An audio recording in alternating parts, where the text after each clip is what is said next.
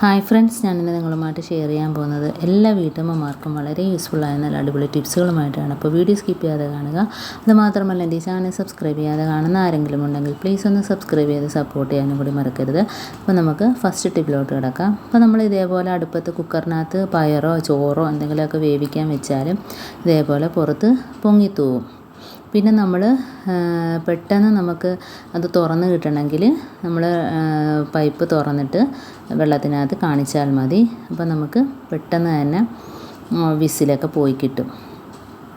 അപ്പോൾ ഇതേപോലെ കണ്ടോ, ഒന്ന് പൈപ്പൊന്ന് തുറന്ന് വിട്ടിട്ട് നമ്മൾ നോക്കുകയാണെങ്കിൽ കണ്ടോ, വിസിലെല്ലാം പെട്ടെന്ന് തന്നെ പോയിട്ട് നമുക്ക് തുറക്കാൻ പറ്റും. അപ്പോൾ ഇതിപ്പോൾ ഞാൻ ചോറാണ് കുക്കറിനകത്ത് വെച്ചത്. അപ്പോൾ ഇതേപോലെ തന്നെ നമുക്ക് ചോറ് വെന്ത് പോയിട്ടുണ്ടെങ്കിലും നമുക്ക് കുറച്ച് പച്ചവെള്ളം ഒഴിച്ചിട്ട് ഒന്ന് ഊറ്റിയെടുത്താൽ നല്ല ചോറ് നല്ല പയറ് പോലെ ഇരിക്കും. അപ്പോൾ ചോറ് ഇതേപോലെ കണ്ടോ, കുറച്ച് വെന്ത് പോയിട്ടുണ്ടെങ്കിൽ നമുക്ക് ഇതേപോലെ പച്ചവെള്ളം ഒഴിച്ച് കൊടുക്കാം. എന്നിട്ട് ഊറ്റി നോക്ക്, നല്ല പയറ് പോലെ ചോറ് കിട്ടും.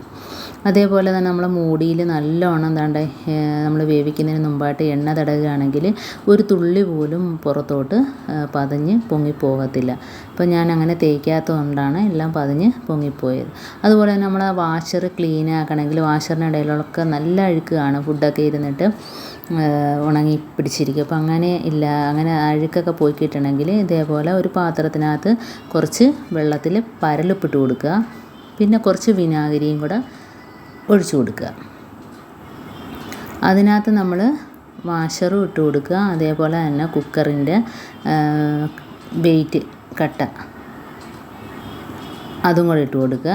അപ്പോൾ അതിനകത്തുള്ള അഴുക്കെല്ലാം ഇളകിയിരിക്കും. രാത്രി ഇതേപോലെ നമ്മൾ ചെയ്ത് വെച്ചാൽ രാവിലെ ആകുമ്പോഴത്തേനും ആ വാഷറിനകത്തുള്ളതും അതേപോലെ തന്നെ നമ്മൾ വെയിറ്റ് ഇടുന്ന കട്ടയുണ്ടല്ലോ അതിനകത്തുള്ള അഴുക്ക് എല്ലാം പോയിട്ട് മൊത്തത്തിൽ നല്ല ക്ലീനായിട്ടിരിക്കും. അപ്പോൾ കുറച്ച് പരലുപ്പും അതേപോലെ വിനാഗിരിയും ഒഴിച്ചു കൊടുത്താൽ മതി. അതേപോലെ തന്നെ നമ്മൾ വിസിലിൻ്റെ ഭാഗത്ത് ഇതേപോലെ ബ്ലോക്കൊന്നും ഇല്ല എങ്കിൽ നമ്മൾ ഇതേപോലെ കുറച്ച് വെള്ളം ഒഴിച്ചു കൊടുത്ത് നോക്കുക. അന്നേരം അറിയാൻ പറ്റും.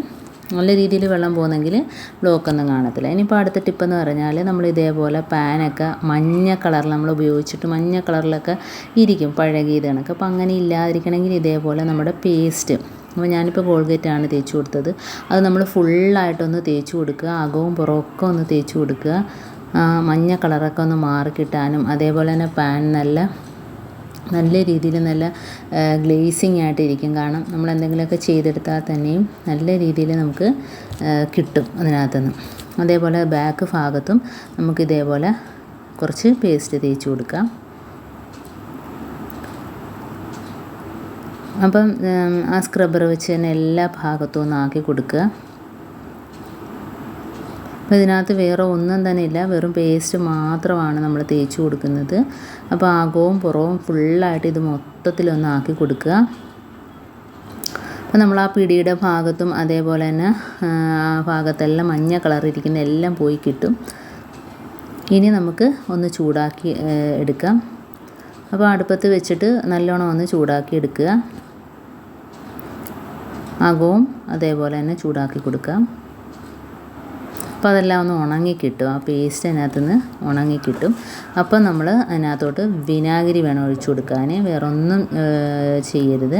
കുറച്ച് വിനാഗിരി ഒഴിച്ചു കൊടുക്കുക. അപ്പോൾ ഈ വിനാഗിരിയും ആ പേസ്റ്റുമായിട്ട് വേണം നമുക്ക് എല്ലായിടത്തും ഒന്ന് തേച്ച് കൊടുക്കാൻ. അപ്പോൾ അതിനായിട്ട് ഞാൻ സ്ക്രബ്ബർ തന്നെ ഉപയോഗിക്കുകയാണ്. അപ്പോൾ ഇതേപോലെ ഒന്ന് ഉരച്ചെടുക്കുക. അപ്പം ബലം കൊടുത്തൊന്നും തേക്കരുത്, ചെറുതായിട്ടൊന്ന് ഉരച്ച് കൊടുത്താൽ മതി. അപ്പോൾ എത്ര പഴക്കം ചെയ്ത് നമ്മൾ ഉപയോഗിച്ചിട്ട് മാറ്റിയിടുന്ന പാനാണേലും നല്ല പുതിയതുപോലെ നല്ല രീതിയിൽ നമുക്ക് എന്ത് ചെയ്താലും അതിനകത്തുനിന്ന് ഇളകി കിട്ടുകയൊക്കെ ചെയ്യും. അപ്പോൾ ഇതിൻ്റെ അകവും പുറവും എല്ലാം ഇതേപോലെ ഒന്ന് തേച്ച് കൊടുക്കുക. മഞ്ഞ കറയെല്ലാം മാറി കിട്ടുകയും ചെയ്യും, പിടിയുടെ ഭാഗത്തുള്ളതും അതേപോലെ തന്നെ ആ മുകൾ ഭാഗത്തുള്ളതും ഒക്കെ. അപ്പോൾ ഈ വെള്ളം നമുക്ക് കളയണ്ട, ഈ വെള്ളം നമുക്ക് പാത്രങ്ങൾ കഴുകുന്നതിന് ഉപയോഗിക്കാം. കുപ്പി ഗ്ലാസ്സൊക്കെ നല്ല വെള്ളി പോലെ തിളങ്ങും. ഈ വെള്ളം നമുക്ക് മാറ്റി വയ്ക്കാം. ഇനി നമുക്ക് ആ പാന് കഴുകിയെടുക്കാം. അപ്പോൾ നമ്മൾ കണ്ട ആ പാനിൻ്റെ തിളക്കം കണ്ടോ, അതിനകത്തൊക്കെ നല്ലൊരു ഗ്ലേസിങ് ആണ്. കണ്ടോ, അപ്പോൾ ഞാൻ പാന് കഴുകിയെടുത്തിട്ടുണ്ട്. അപ്പോൾ നമുക്ക് കാണുമ്പോൾ തന്നെ അറിയാം ആ മഞ്ഞ കളറെല്ലാം മാറിയിട്ട് കണ്ടോ, ചുറ്റുഭാഗത്തുള്ള മഞ്ഞ കളറെല്ലാം മാറിയിട്ട് നല്ല രീതിയിൽ പാന് പുതിയതുപോലെ കിട്ടിയിട്ടുണ്ട്. കണ്ടോ, നല്ല മെഴുമെഴാന്നിരിക്കുന്നു. അപ്പോൾ ഇതിനകത്ത് നമ്മൾ മുട്ട പൊരിച്ച് എന്ത് ചെയ്താലും നല്ല രീതിയിൽ ഇളകി കിട്ടുകയും ചെയ്യും. ദോശയൊക്കെ ചുട്ടാലും നല്ല രീതിയിൽ ഇളകി കിട്ടുകയും ചെയ്യും. കണ്ടോ, ഇനി നമുക്ക് മാറ്റി വെച്ച വെള്ളത്തിനകത്തോട്ട് ഇതേപോലെ മങ്ങിയ, നമ്മൾ ചായയൊക്കെ സ്ഥിരം കുടിക്കുന്ന ഗ്ലാസ് നല്ല മങ്ങലായിരിക്കും. അപ്പോൾ അത് ഇതേപോലെ ഒന്ന് വെള്ളത്തിലിട്ട് ഒന്ന് വെറുതെ ജസ്റ്റ് ഒന്ന് ഇതൊന്ന് വെച്ച് തേച്ചെടുത്താൽ മതി. അപ്പോൾ ആ ഒരു വെട്ടം നമുക്ക് കാണുമ്പം തന്നെ അറിയാം. അപ്പോൾ കഴുകിയെടുക്കുമ്പോഴത്തേന് ഗ്ലാസിൻ്റെ തിളക്കം നമുക്കറിയാൻ പറ്റും. അപ്പോൾ പേസ്റ്റും അതേപോലെ തന്നെ വിനാഗിരി മാത്രമാണ് ഇതിനകത്ത്. ഡിഷ് വാഷും സോപ്പോ കാര്യങ്ങളൊന്നും തന്നെ ഇല്ല. അപ്പോൾ ഈ ഒരു വെള്ളം വെച്ച് നമുക്ക് എന്ത് വേണേലും ക്ലീൻ ആക്കി എടുക്കാം. സിങ്ക് ആണെങ്കിലും അതേപോലെ വാഷ് ബേസിൻ ഏതാണേലും സ്റ്റീൽ ഗ്ലാസ് എല്ലാം നമുക്ക് ക്ലീൻ ആക്കി എടുക്കാം. അപ്പോൾ അതുകൊണ്ട് കഴുകിയെടുക്കുമ്പോൾ അതിൻ്റെ തിളക്കം നോക്കേ, കുപ്പി ഗ്ലാസിൻ്റെ തിളക്കം. ഇതേപോലെ തന്നെ നമുക്ക് സ്റ്റീൽ ഗ്ലാസ് പാത്രം ഏതാണേലും നമുക്ക് തേച്ച് കഴുകിയെടുക്കാൻ പറ്റും. ഇതിപ്പോൾ ഞാൻ ഇനിയും കുറച്ച് വെള്ളം ബാക്കി ഇരിപ്പുണ്ട്, അത് വെച്ച് ഞാൻ സിങ്കും കൂടെ തേച്ച് കാണിച്ചു തരാം. അപ്പോൾ നമ്മൾ പാൻ കഴുകിയ വെള്ളം വെച്ച് ഗ്ലാസും അതേപോലെ തന്നെ സിങ്കും എല്ലാം കഴുകി കാണിക്കുന്നുണ്ട്. അപ്പോൾ ഇത് നല്ല രീതിയിൽ സിങ്ക് അഴുക്കായി കിടക്കുകയാണ്. നമുക്ക് തേക്കുമ്പം തന്നെ അറിയാൻ പറ്റും അതിൻ്റെ വെട്ടം. അപ്പോൾ ജസ്റ്റ് സ്ക്രബ്ബർ വെച്ച് ഒന്ന് തേച്ച് കൊടുത്താൽ മാത്രം മതി. എന്നിട്ട് വെള്ളം ഒഴിക്കുമ്പോഴത്തേനും നല്ല രീതിയിൽ ക്ലീനായിട്ട് കിട്ടിയിട്ടുണ്ട്.